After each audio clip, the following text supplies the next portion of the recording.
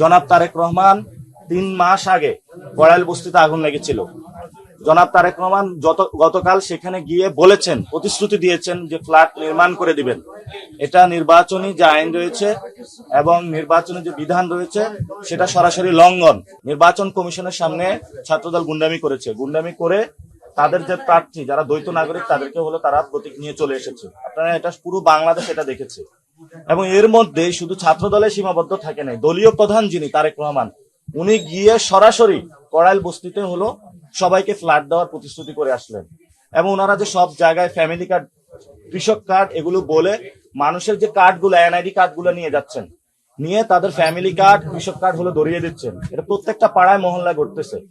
এবং আপনি কল্পনা করতে পারবেন না, গত এক সপ্তাহ যাবত প্রত্যেকটা ফ্ল্যাটে গিয়ে লিফলেট দিয়ে ফেসবুকে অসংখ্য স্ট্যাটাস আছে মির্জা ভাইয়ের পক্ষের লোক ডিরেক্টলি দানের শেষে ভোট চেয়েছে, কিন্তু নির্বাচন কমিশন এখানে অন্ধ থেকেছে এবং তারা মনে করে যে মির্জা আব্বাস ভাইয়ের বিরুদ্ধে কিছু বললে তাদের চাকরি থাকবে না। তো চাকরি না থাকলে আপনি চেয়ারে বসছেন কেন?